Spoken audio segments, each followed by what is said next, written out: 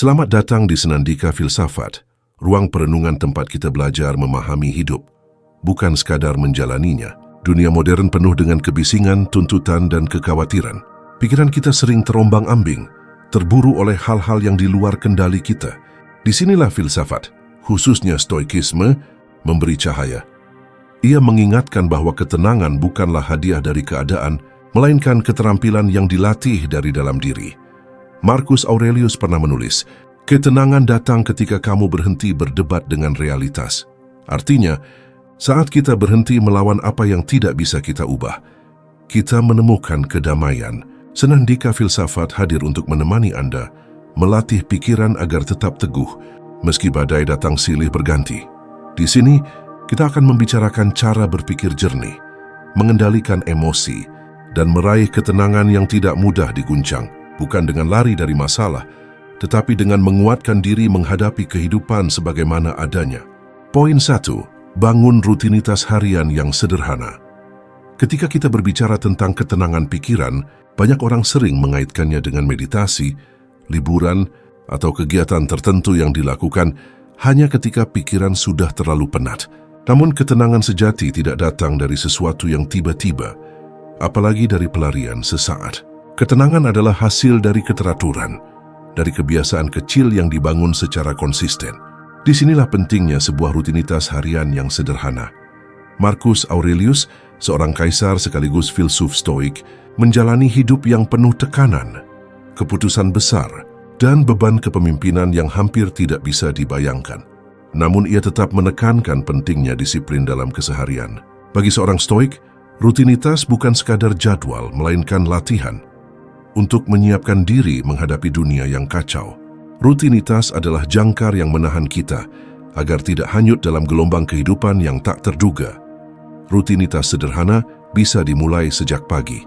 Bangun di waktu yang sama setiap hari, meskipun tanpa ada janji atau pekerjaan mendesak. Tindakan kecil ini mengajarkan konsistensi dan menanamkan rasa kendali. Dengan memulai hari dengan keteraturan, kita seolah mengatakan kepada diri sendiri, aku yang memimpin hariku, bukan sebaliknya. Sebab seringkali pikiran yang gelisah justru lahir dari rasa kehilangan kendali, dari perasaan bahwa hidup ini liar dan tidak bisa diarahkan. Bukan berarti kita harus menjalani hari dengan jadwal yang kaku atau mengekang. Justru kesederhanaanlah yang membuat rutinitas bisa bertahan lama. Misalnya, menyisihkan 15 menit di pagi hari untuk membaca sesuatu yang menyehatkan pikiran, menulis jurnal singkat untuk mengatur arah hari, atau sekadar duduk diam menyadari napas. Rutinitas sederhana ini, bila dijalankan dengan setia, akan menjadi semacam ritual mental yang mengondisikan pikiran kita agar lebih tenang.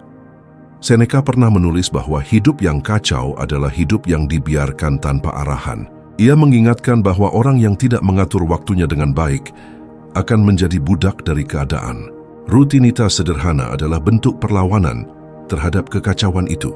Ia bukan penjara, tetapi pagar yang melindungi agar energi mental tidak habis untuk hal-hal remeh.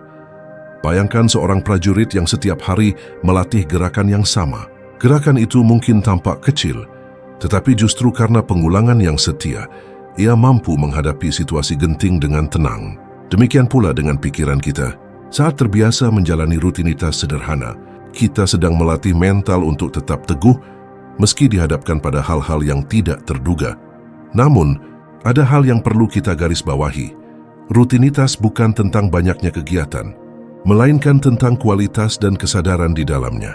Seseorang bisa memiliki jadwal yang padat dari pagi hingga malam, tetapi tetap merasa kacau. Sebaliknya, seseorang dengan rutinitas sederhana, bangun pagi, berolahraga ringan, bekerja dengan fokus, lalu menyisihkan waktu untuk diam di sore hari, justru memiliki jiwa yang lebih tenang. Ketenangan pikiran membutuhkan pijakan. Rutinitas harian yang sederhana adalah pijakan itu. Tanpa rutinitas, kita akan mudah terbawa arus suasana hati, dorongan emosi, atau godaan eksternal. Dengan rutinitas, kita memiliki pola yang menuntun kita kembali ke jalur, meskipun pikiran mulai terseret ke arah yang salah. Dan yang lebih penting, rutinitas sederhana memberi kita ruang untuk menumbuhkan rasa syukur. Ketika kita bisa mengawali hari dengan kebiasaan baik, mengakhirinya dengan perenungan, kita akan lebih mudah menyadari bahwa hidup bukan tentang mengejar hal besar semata, tetapi tentang merawat hal-hal kecil yang membuat kita tetap waras. Jadi, jika Anda ingin melatih pikiran agar tetap tenang, jangan buru-buru mencari solusi besar atau teknik rumit. Mulailah dengan menata rutinitas harian Anda. Bangun di waktu yang sama, lakukan hal-hal kecil yang menyehatkan jiwa, dan jalani dengan konsistensi. Ketenangan bukanlah sesuatu yang datang tiba-tiba, melainkan buah dari kesetiaan pada rutinitas sederhana yang Anda bangun setiap hari. Poin 2. Latih kesadaran pada saat ini. Mindfulness ala Stoik. Salah satu sumber terbesar dari kegelisahan manusia adalah pikirannya sendiri.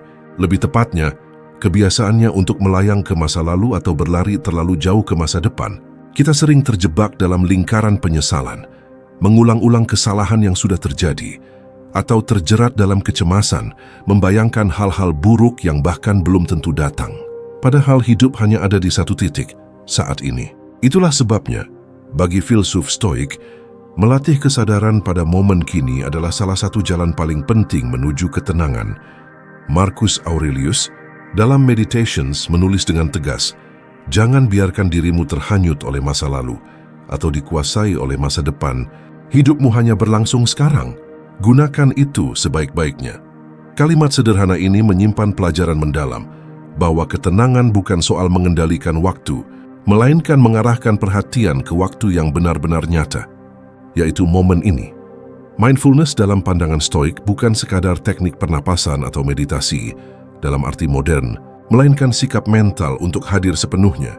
Saat makan, sadari bahwa Anda sedang makan. Saat bekerja, sadari bahwa Anda sedang bekerja. Ketika berbicara dengan orang lain, hadir sepenuhnya pada percakapan itu tanpa terganggu oleh pikiran lain.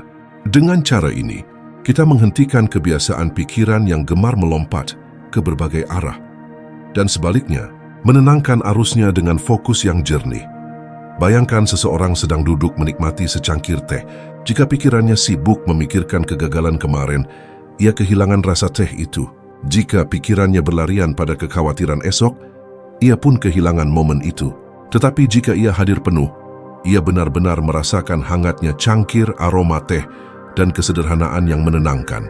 Stoikisme mengajarkan bahwa hidup selalu berlangsung di ruang kecil antara tarikan dan hembusan napas. Dan jika kita gagal hadir di sana, kita sebenarnya sedang kehilangan hidup itu sendiri.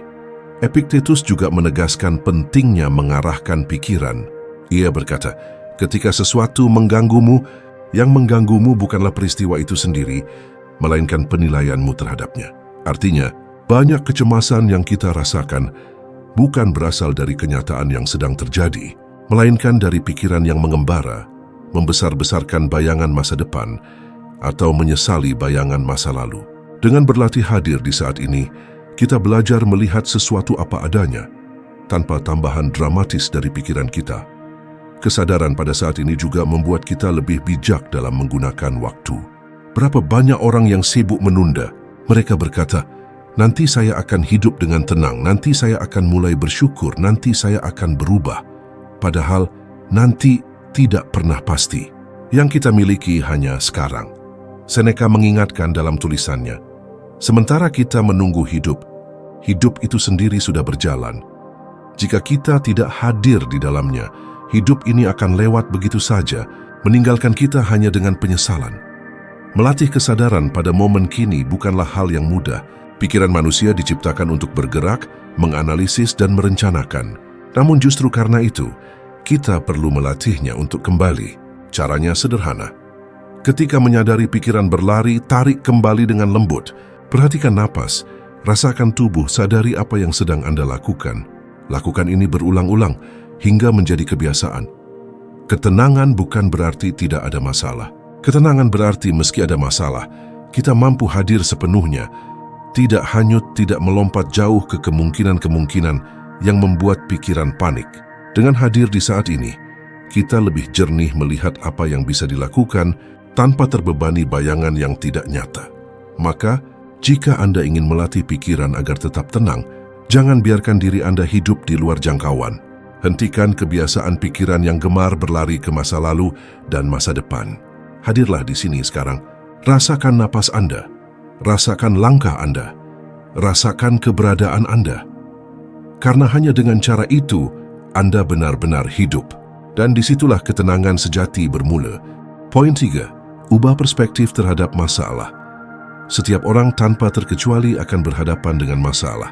Tidak ada kehidupan yang steril dari kesulitan. Namun menariknya, bukan masalah itu sendiri yang sering kali membuat kita hancur, melainkan cara kita memandangnya. Masalah ibarat batu yang sama. Bagi sebagian orang ia menjadi penghalang yang membuat langkah terhenti, sementara bagi yang lain ia menjadi pijakan untuk naik lebih tinggi. Yang membedakan adalah perspektif. Stoikisme menekankan satu hal penting. Kita tidak bisa mengendalikan apa yang menimpa kita, tetapi kita selalu bisa memilih bagaimana kita menanggapinya. Epictetus berkata dengan tegas, bukan peristiwa yang mengganggu manusia, tetapi penilaian manusia terhadap peristiwa itu. Kalimat ini seakan mengajarkan bahwa masalah itu netral. Manusialah yang memberi warna. Apakah ia akan melihatnya sebagai bencana atau sebagai kesempatan? Masalah seringkali dianggap sebagai musuh. Kita membencinya, mengeluhkannya, dan berharap agar hidup ini berjalan tanpa hambatan. Padahal, bila dipikirkan dengan jernih, masalah adalah guru yang paling setia. Ia hadir bukan untuk menjatuhkan, tetapi untuk menguji dan mengasah. Sama seperti besi yang ditempa oleh api, jiwa manusia ditempa oleh kesulitan. Tanpa masalah, kita mungkin tidak pernah tumbuh. Marcus Aurelius dalam catatannya menulis, hambatan dalam tindakan mempercepat tindakan. Apa yang menghalangi justru menjadi jalan. Sebuah pernyataan yang terdengar paradoksal, tetapi sesungguhnya penuh kebenaran. Masalah bukan akhir melainkan awal. Halangan yang kita temui bisa menjadi titik di mana kita menemukan cara baru, kekuatan baru, bahkan diri baru yang sebelumnya tidak kita sadari. Bayangkan seorang pelaut. Laut tenang mungkin membuat perjalanan nyaman, tetapi tidak melatih keterampilan. Justru badai yang keraslah yang menguji kemampuan seorang pelaut, membuatnya semakin mahir mengendalikan kapal. Demikian pula hidup kita. Masalah adalah badai yang memaksa kita belajar, menguatkan pikiran dan meneguhkan hati. Bila kita selalu lari dari masalah, kita kehilangan kesempatan untuk menjadi kuat. Namun untuk bisa mengubah perspektif, kita harus melatih diri untuk tidak bereaksi terburu-buru. Pikiran yang panik akan langsung melabeli masalah sebagai ancaman. Tetapi pikiran yang tenang akan mampu berkata, tunggu sebentar, apa yang bisa kupelajari dari ini? Bagaimana aku bisa menjadikan ini sebagai latihan?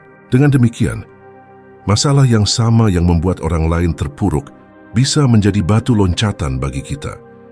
Seneca juga mengingatkan bahwa penderitaan manusia seringkali lebih besar dalam imajinasi daripada kenyataan.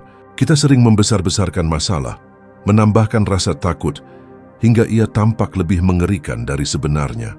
Padahal jika kita melihatnya dengan kepala dingin, banyak masalah yang sesungguhnya bisa dipecahkan dengan langkah sederhana. Perspektif yang jernih mengurangi penderitaan yang tidak perlu. Mengubah perspektif bukan berarti menutup mata dari realitas. Stoikisme tidak pernah mengajarkan kita untuk berpura-pura bahwa masalah tidak ada. Sebaliknya, ia mengajarkan kita untuk menerima realitas apa adanya, lalu menafsirkannya dengan cara yang membangun. Masalah bukan kutukan, tetapi bahan baku untuk membentuk karakter. Lihatlah bagaimana sejarah dipenuhi orang-orang besar yang justru ditempa oleh kesulitan. Mereka yang kehilangan, yang gagal, yang dihantam oleh keadaan, tetapi memilih untuk memandang masalah mereka sebagai kesempatan untuk berbuat lebih. Itulah sikap stoik, bukan menolak masalah, tetapi menempatkannya dalam perspektif yang benar. Maka, bila Anda ingin melatih pikiran agar tetap tenang, jangan lagi memandang masalah sebagai musuh yang harus dihindari. Lihatlah ia sebagai guru, sambutlah ia sebagai latihan. Katakan pada diri Anda, aku tidak memilih masalah ini, tetapi aku memilih bagaimana aku meresponsnya. Dengan cara itu, masalah tidak lagi menjadi beban, melainkan jalan menuju kebijaksanaan. Ketenangan bukan berarti bebas dari masalah, melainkan kemampuan untuk tetap teguh, meski berada di tengah masalah. Dan kunci dari keteguhan itu terletak pada perspektif. Ubah cara Anda memandang, maka Anda akan mengubah cara Anda menjalani hidup. Poin 4. Jaga ucapan, jaga pikiran. Dalam kehidupan sehari-hari, kita seringkali menganggap ucapan sebagai sesuatu yang ringan. Kata-kata meluncur begitu saja dari mulut kita, seolah-olah tidak membawa konsekuensi. Namun jika direnungkan lebih dalam, ucapan adalah cerminan pikiran, dan pikiran adalah fondasi dari ketenangan. Bila kita tidak mampu menjaga kata-kata, itu tanda bahwa pikiran kita juga belum tertata. Stoikisme mengajarkan bahwa manusia seharusnya berbicara seperlunya, tidak berlebihan, tidak tergesa-gesa, dan tidak terjebak dalam emosi. Marcus Aurelius dalam Meditations menekankan agar kita berbicara dengan kebenaran, keadilan, dan ketenangan. Karena ucapan yang tidak terkendali akan menyalakan api, baik api konflik dengan orang lain maupun api kegelisahan dalam diri sendiri. Pikirkanlah sejenak, berapa kali dalam hidup kita menyesal karena kata-kata yang terlanjur keluar? Satu kalimat yang kasar bisa merusak hubungan bertahun-tahun. Sebuah komentar yang tajam bisa menghancurkan kepercayaan orang lain. Dan ironisnya, seringkali kata-kata itu keluar bukan karena kebenaran, melainkan karena dorongan emosi sesaat, marah, iri, atau keinginan untuk menunjukkan keunggulan. Stoikisme mengingatkan bahwa manusia bijak tidak dikuasai oleh emosinya, tetapi menguasai emosinya. Dan itu tercermin dari cara ia berbicara.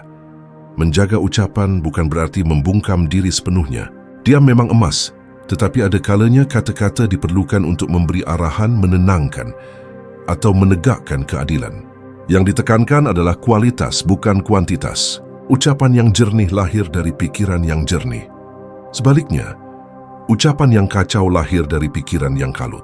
Jika kita ingin melatih pikiran agar tenang, mulailah dengan melatih lidah. Seneca pernah menulis, banyak orang kehilangan kendali atas dirinya, bukan karena tindakan, melainkan karena kata-kata. Kalimat ini mengingatkan kita bahwa ucapan bisa menjadi jerat. Kata-kata yang diucapkan dalam amarah tidak bisa ditarik kembali. Ia akan meninggalkan bekas, baik pada orang lain maupun pada diri sendiri. Karena itu, menjaga ucapan adalah bentuk disiplin diri. Disiplin untuk tidak membiarkan emosi sesaat menguasai hidup kita. Lebih jauh lagi, menjaga ucapan juga berarti menjaga pikiran. Pikiran kita adalah sumber dari semua kata-kata. Jika pikiran dipenuhi keluhan, cercaan, atau prasangka buruk, cepat atau lambat hal itu akan keluar dalam bentuk ucapan.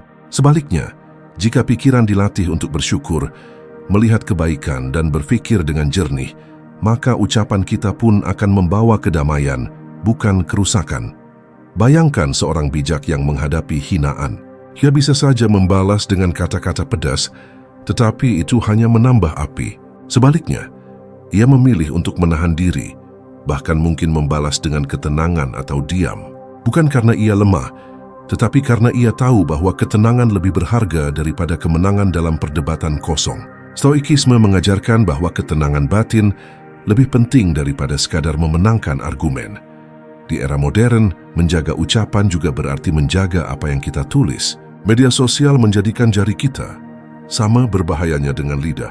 Sekali kita menulis dengan emosi, dunia bisa melihat dan akibatnya bisa jauh lebih besar. Maka latihan stoik di zaman ini adalah bertanya sebelum berbicara atau menulis. Apakah ini benar? Apakah ini bermanfaat? Apakah ini perlu diucapkan sekarang? Jika tidak, lebih baik diam. Menjaga ucapan dan pikiran bukanlah hal mudah. Ia membutuhkan kesabaran, kesadaran, dan kedisiplinan. Tetapi ketika kita berhasil, hasilnya luar biasa. Pikiran lebih tenang, hati lebih ringan, dan hubungan dengan orang lain lebih harmonis. Ucapan yang jernih membawa energi positif, sedangkan ucapan yang sembarangan hanya menambah beban pada diri kita sendiri. Maka, bila kita ingin melatih pikiran agar tetap tenang, mulailah dari hal sederhana. Perhatikan apa yang kita katakan dan perhatikan apa yang kita pikirkan. Jangan biarkan emosi sesaat mengendalikan lidah. Dan jangan biarkan prasangka buruk meracuni pikiran. Karena siapa yang mampu menjaga ucapan dan pikiran, ia sesungguhnya sudah memenangkan peperangan terbesar, peperangan melawan dirinya sendiri. Poin 5. Menerima keterbatasan diri dengan rendah hati. Salah satu sumber kegelisahan terbesar manusia adalah keengganannya untuk mengakui keterbatasan.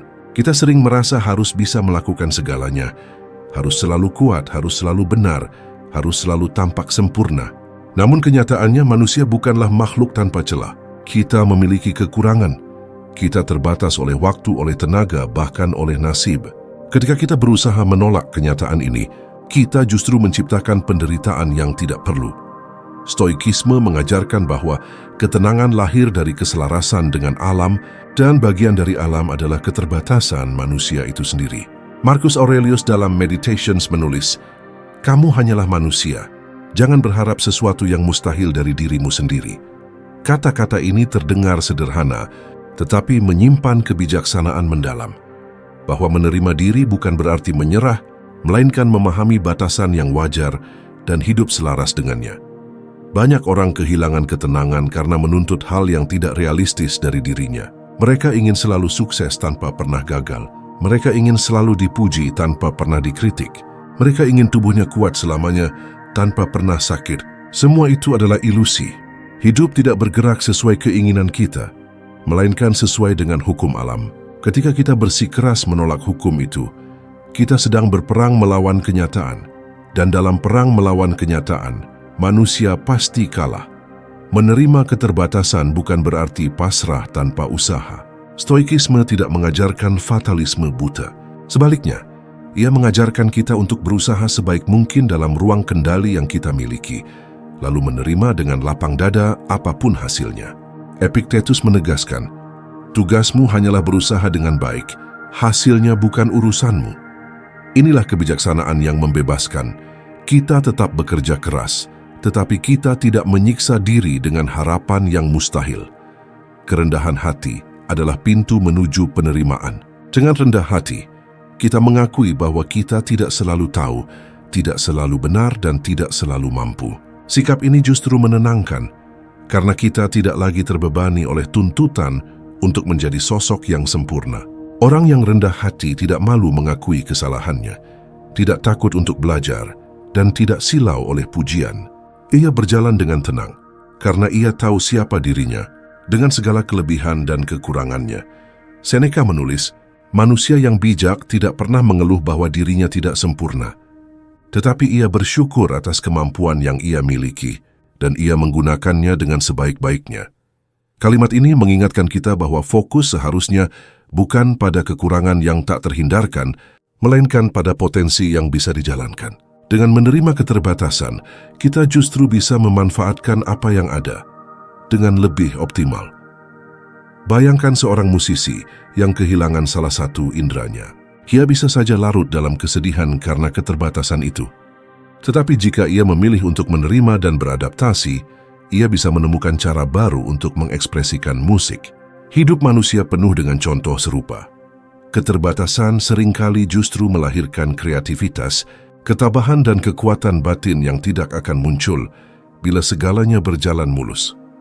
Lebih jauh lagi, menerima keterbatasan diri membuat kita lebih sabar terhadap keterbatasan orang lain. Jika kita sadar bahwa kita pun sering salah, kita tidak akan mudah menghakimi kesalahan orang lain. Jika kita sadar bahwa kita pun terbatas, kita akan lebih mudah memaafkan keterbatasan orang lain. Dengan demikian, penerimaan diri bukan hanya menenangkan batin, tetapi juga memperbaiki hubungan kita dengan sesama. Hidup akan selalu menyingkapkan batas kita. Waktu yang semakin berkurang, tubuh yang semakin rapuh, kesempatan yang tidak selalu datang. Namun semua itu bukan alasan untuk resah. Justru dengan mengakui keterbatasan, kita terdorong untuk lebih bijak menggunakan apa yang kita punya sekarang. Kita akan lebih menghargai hari ini, lebih menghargai usaha kecil, dan lebih menghargai momen-momen sederhana. Maka, jika Anda ingin melatih pikiran agar tetap tenang, belajarlah menerima keterbatasan dengan rendah hati. Jangan menuntut diri untuk menjadi lebih dari manusia. Sadari batas, terima dengan lapang, lalu gunakan apa yang ada dengan sebaik-baiknya. Karena ketenangan sejati bukanlah hasil dari menjadi sempurna, melainkan hasil dari berdamai dengan ketidaksempurnaan.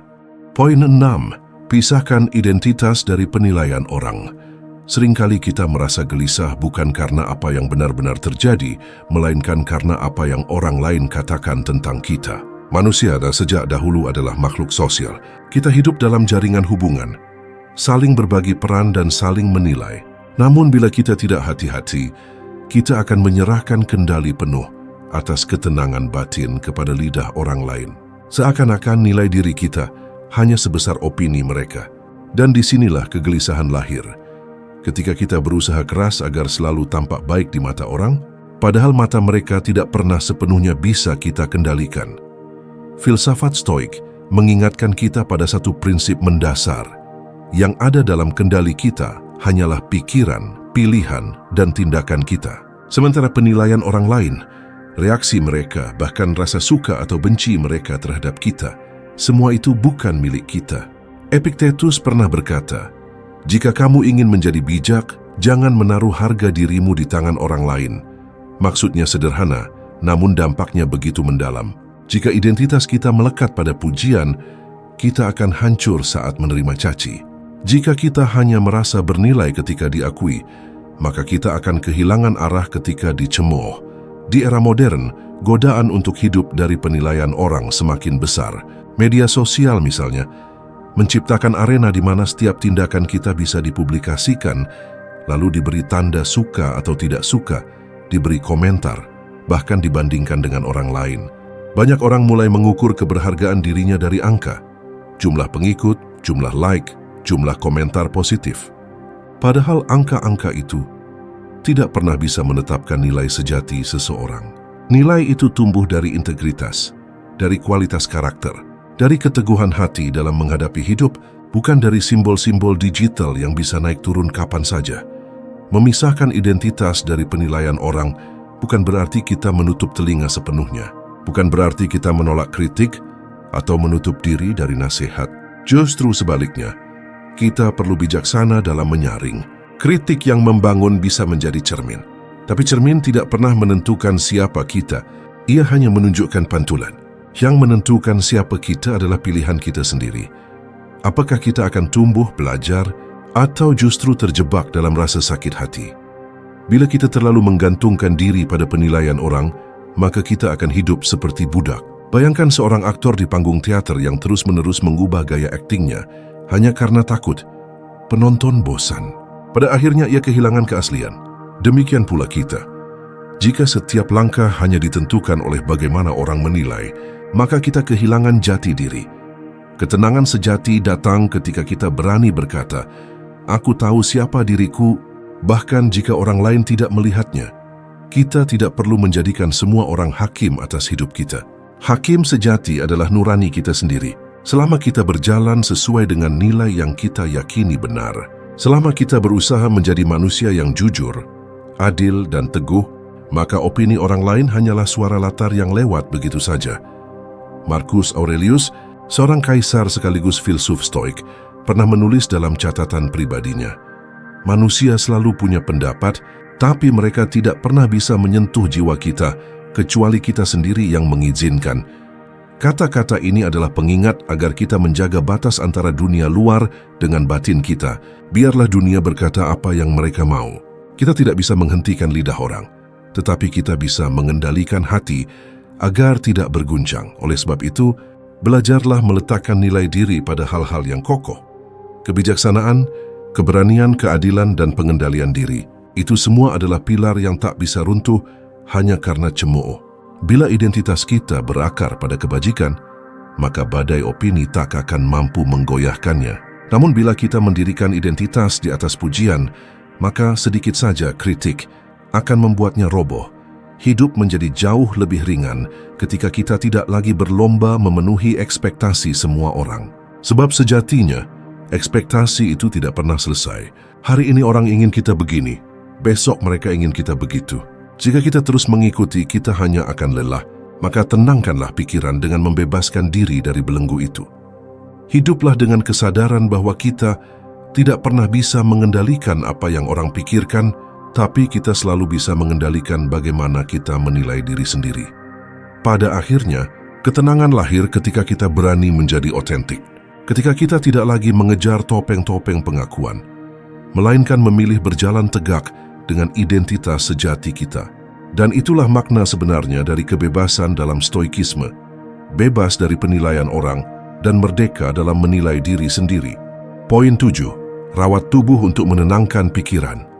Manusia sering membedakan antara tubuh dan pikiran, seolah keduanya berdiri sendiri. Kita memikirkan strategi, tujuan, dan ambisi, tetapi melupakan tubuh yang menjadi wadah semua aktivitas itu. Padahal filsafat Stoik mengajarkan bahwa tubuh dan pikiran tidak bisa dipisahkan secara mutlak. Pikiran yang gelisah tidak dapat benar-benar tenang jika tubuh lelah, sakit, atau terabaikan. Sebaliknya, tubuh yang dirawat dengan baik menjadi fondasi bagi ketenangan batin. Marcus Aurelius menekankan pentingnya menjaga keseimbangan dalam segala aspek hidup. Ia menulis bahwa tubuh adalah instrumen yang diberikan alam untuk melaksanakan tugas pikiran, dan sebagai instrumen, ia harus dijaga dengan baik, tidak berlebihan, tidak mengabaikan, tetapi diperlakukan dengan disiplin dan kesadaran. Stoikisme menekankan kesederhanaan dalam perawatan tubuh, bukan untuk kesombongan, bukan untuk mengejar penampilan semata, tetapi untuk memastikan tubuh mampu mendukung pikiran dalam menghadapi dunia. Tidur yang cukup adalah salah satu bentuk perawatan tubuh yang paling mendasar. Kurang tidur membuat pikiran mudah terguncang, emosi cepat meledak, dan konsentrasi menurun. Seorang Stoik akan memandang tidur bukan sebagai kemewahan, tetapi sebagai kebutuhan yang wajar, bagian dari aturan alam yang harus dihormati. Tubuh yang tidur cukup memberi ruang bagi pikiran untuk menata dirinya, menyortir pengalaman hari itu, dan menenangkan diri sebelum menghadapi hari berikutnya. Olahraga dan gerak tubuh ringan juga penting. Latihan fisik tidak hanya memperkuat tubuh, tetapi juga menenangkan pikiran. Saat berolahraga, kita belajar disiplin, kesabaran, dan konsistensi. Dorongan untuk menyerah atau malas yang muncul selama latihan menjadi latihan mental, cara untuk menguatkan keteguhan batin. Stoik akan melihat latihan fisik sebagai latihan karakter. Kesakitan sementara diterima dengan lapang, tujuan dicapai dengan tekad, dan ketenangan tercapai melalui konsistensi. Makanan yang seimbang adalah aspek lain yang sering diabaikan. Tubuh yang kekurangan nutrisi akan menurunkan energi, memicu stres, dan membuat pikiran tidak fokus. Seorang Stoik tidak menekankan makanan mewah atau berlebihan, tetapi kesederhanaan dan keseimbangan. Dengan memilih makanan yang menyehatkan, kita memberi tubuh energi yang cukup untuk mendukung pikiran tetap jernih, fokus, dan tenang. Ini bukan soal kesenangan sesaat, melainkan investasi bagi kestabilan mental jangka panjang. Rawat tubuh juga berarti memahami batasnya. Jangan memaksakan diri secara berlebihan hanya untuk memenuhi ambisi sesaat. Tubuh memiliki tanda-tanda yang memberi sinyal. Rasa lelah, sakit, atau stres fisik adalah peringatan yang harus dihargai. Mengabaikan peringatan itu sama dengan menundukkan pikiran pada ketidakstabilan yang akan datang. Stoikisme mengajarkan kesadaran pada tanda-tanda tubuh sebagai bagian dari disiplin diri. Selain itu, tubuh yang sehat membantu kita menghadapi kehidupan dengan lebih tegar. Ketika badai masalah datang, pikiran yang jernih akan lebih mudah tetap stabil jika tubuh juga dalam kondisi optimal. Rasa sakit, kelelahan, atau penyakit kronis akan memperburuk kecemasan jika tidak diantisipasi. Merawat tubuh adalah cara mencegah sumber ketidaktenangan eksternal memengaruhi ketenangan internal. Lebih jauh, merawat tubuh juga mencerminkan penghargaan terhadap anugerah alam. Stoikisme menekankan rasa hormat pada alam dan hukum-hukumnya. Tubuh adalah bagian dari alam yang diberikan kepada kita. Mengabaikannya berarti menolak peran kita sebagai manusia yang sadar. Merawatnya berarti kita hidup selaras dengan hukum alam, menerima tanggung jawab yang diberikan, dan menghormati kehidupan itu sendiri. Kesadaran akan tubuh juga mengajarkan kita kesederhanaan. Tidak perlu obsesif dengan bentuk tubuh. Tidak perlu menghamburkan energi untuk penampilan semata, tetapi cukup menjaga agar ia mampu menjalankan fungsinya. Dengan kesederhanaan itu, pikiran menjadi ringan, tidak terjebak dalam obsesi yang sia-sia, dan ketenangan batin lebih mudah dicapai. Maka, jika tujuan kita adalah melatih pikiran agar tetap tenang, jangan abaikan tubuh. Ia bukan sekadar wadah pasif, tetapi partner aktif dalam membangun ketenangan. Tidur cukup, bergerak teratur, makan seimbang, dan menghormati batasnya adalah fondasi yang membuat pikiran jernih, emosi stabil, dan keteguhan batin terjaga. Tubuh dan pikiran berjalan bersama. Ketika tubuh terawat, pikiran lebih mudah hadir, lebih mudah fokus, dan lebih mudah menemukan ketenangan yang sejati. Poin 8. Luangkan waktu untuk diam dan merenung. Dalam kehidupan yang serba cepat dan penuh rangsangan, manusia seringkali kehilangan kesempatan untuk berhenti sejenak. Telepon berbunyi, pesan berdatangan, tanggung jawab menumpuk, dan suara dunia luar terus-menerus menuntut perhatian. Dalam kebisingan itu, pikiran kita pun menjadi kacau, gelisah, dan mudah terseret oleh emosi. Stoikisme mengajarkan bahwa salah satu jalan paling efektif untuk menenangkan pikiran adalah dengan meluangkan waktu untuk diam dan merenung. Diam bukanlah kelemahan, dan merenung bukanlah kemalasan. Kedua hal ini adalah latihan kesadaran yang mendalam. Marcus Aurelius menulis dalam Meditations bahwa seseorang harus meluangkan waktu setiap hari untuk mengintrospeksi dirinya sendiri, menilai tindakannya, dan menata kembali pikirannya. Ia menganggap momen-momen sepi sebagai kesempatan untuk meneguhkan nilai-nilai, mengatur prioritas, dan memperkuat kendali diri. Diam bukan sekadar berhenti dari aktivitas eksternal, tetapi juga memberi ruang bagi pikiran untuk menenangkan diri, mengurai kekacauan, dan menyadari apa yang penting. Merenung adalah cara untuk meninjau pengalaman, menimbang keputusan, dan memahami diri. Setiap tindakan yang kita lakukan meninggalkan jejak dalam pikiran. Tanpa merenung, jejak-jejak itu menumpuk, menciptakan keruwetan mental yang berpotensi menjadi kecemasan, ketakutan, atau penyesalan. Dengan diam dan merenung, kita memberi waktu bagi diri sendiri untuk membersihkan pikiran, melihat hal-hal dari perspektif yang lebih luas, dan menilai mana yang layak mendapat perhatian dan mana yang bisa dilepaskan. Bagi Stoik, diam juga merupakan sarana untuk memahami perbedaan antara yang penting dan yang tidak. Dunia ini penuh dengan gangguan, gosip, opini orang lain, kejadian yang tidak relevan, dan kekhawatiran yang berlebihan tentang masa depan. Bila kita selalu mengikuti arus itu tanpa henti, kita kehilangan kemampuan untuk berpikir jernih.